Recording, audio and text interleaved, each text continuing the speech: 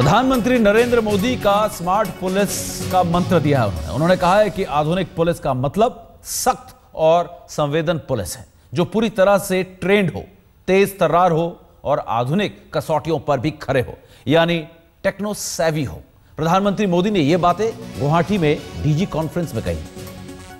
Smart police यह है strict और सेंसिटिव, एम से मॉडर्न और मोबिलिटी, ए से अलर्ट एंड अकाउंटेबल, आर से रिलायबल और रिस्पॉन्सिबल, टी से टेक्नोलॉजी, टेक्नो सेवी यानी कि टेक्नोलॉजी का इस्तेमाल करना जो जानता हो, और ट्रेंड पुलिस जो सेंसिटिव हो, जो समझे बातों को। अब सुनिए कि प्रधानमंत्री नरेंद्र मोदी ने स्मार्ट पुलिस को लेकर क्या मंत्र दिया। एक मेरे मन में है, स्मार्ट पुलिस का मेरे मन में कंसेप्ट है, स्मार्ट पुलिसिंग, स्मार्ट पुलिस बेड़ा। इसको लेकर के हम किस प्रकार से काम कर सकते हैं। और जब मैं स्मार्ट पुलिस की बात करता हूं तब एस स्ट्रिक्ट, लेकिन साथ साथ S for sensitivity. Police strict भी हो, पुलिस सेंसिटिव भी हो। एम मॉडर्न हो और मोबिलिटी हो, स्टैग्नेंसी नहीं होनी चाहिए। ए अलर्ट भी हो, अकाउंटेबल भी हो।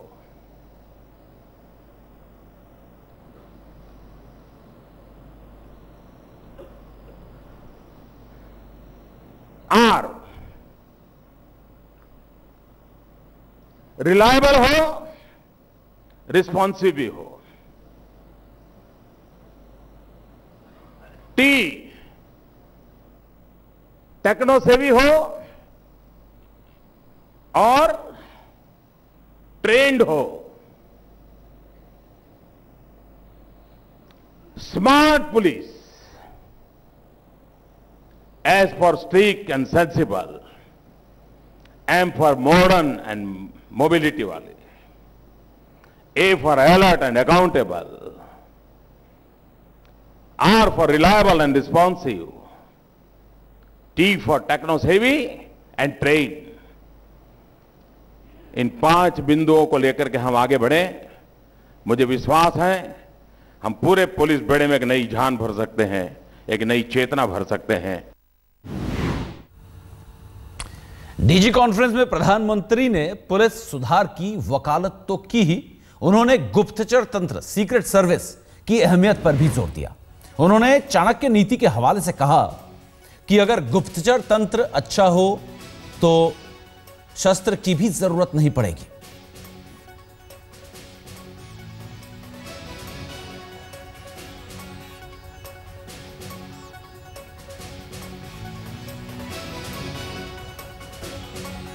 ये बातें प्रधानमंत्री नरेंद्र मोदी ने पुलिस महानिदेशकों के कॉन्फ्रेंस में उनको संबोधित करते हुए बात की, उनके बलिदानों की बात की। करीब 33,000 पुलिस वाले शहीद हो चुके हैं अपनी ड्यूटी को निभाते हुए राष्ट्र की सुरक्षा के लिए।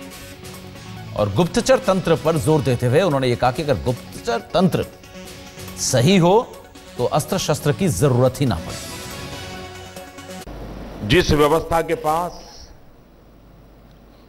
उत्तम प्रकार की गुप्तचर व्यवस्था होती है,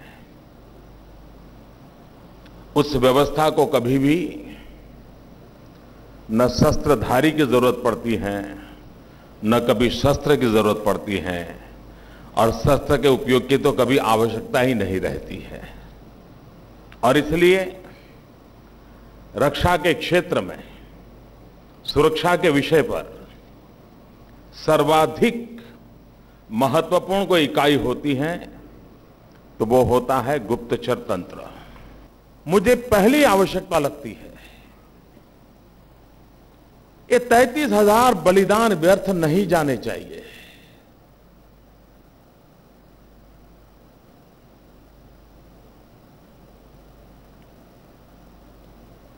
समाज में उनके प्रति सम्मान कैसे बढ़े,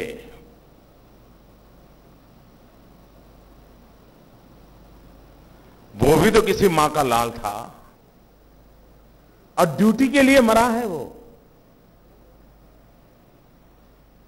लेकिन पता नहीं क्यों किसी न किसी हालत के कारण इसके प्रति एक उदासीनता बरती गई है। मैं चाहूंगा कि आप में से एक छोटा सा टास्क फोर्स बने, कुछ सीनियर अनुभवी लोगों का बने। हम इस बलिदान की विरासत को, ऐसी कौन सी चीजों को इनकॉर्पोरेट करें ताकि ये हमेशा हमेशा के लिए हमारी प्रेरणा का कारण बने। मैं जानता हूं सबसे ज्यादा तनाव मुक्त, अगर तनाव भरी जिंदगी किसी की है तो पुलिस बेड़े की है।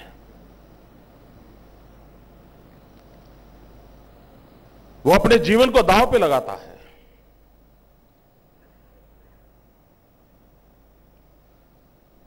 अगर उसके परिवार में सुख और संतोष शांति नहीं होगा तो वो ड्यूटी नहीं कर पाएगा। वो कितना ही त्यागी तपस्वी बलिदानी अफसर होगा तो भी परिवार की बेचैनी उसको बेचैन बनाती है। सामान्य मानवी के दिमाग में, आप हिंदुस्तान की मूवी ने पता नहीं पुलिस को ऐसा पेंट करके रखा हुआ है। मैंने अभी बहुत कम ऐसी मूवी देखी कि जहां पुलिस के त्याग और तपस्या की कोई कथा आई हो और उसके कारण जनमानस पर ऐसी छवि बन गई है। हमने स्पेशली एफर्ट्स करने चाहिए। भारत सरकार ने कोई पीआर एजेंसी कर करके ये सारे फिल्म प्रोड्यूसर से मिलना चाहिए, उनको बताना चाहिए भाई ये क्या कर रहे हो आप लोग। अगर हम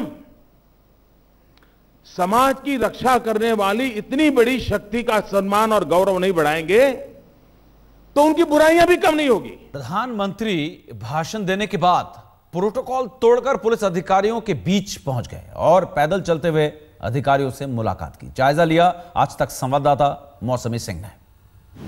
प्राइम मिनिस्टर का अंदाज हमेशा अलग होता है। परंपरा से हट के प्रधानमंत्री चीज़ें नए तौर पे करना चाहते हैं। अभी प्रधानमंत्री जो है पहली बार तमाम डीजी से इनफॉर्मली मिलने जा रहे हैं और उसके बाद 7 राज्यों के मुख्यमंत्री से भी वो इनफॉर्मली मिलेंगे। ये पहली बार है कि एक डीजी कॉन्फ्रेंस में राज्यों के मुख्यमंत्री को बुलाया गया है।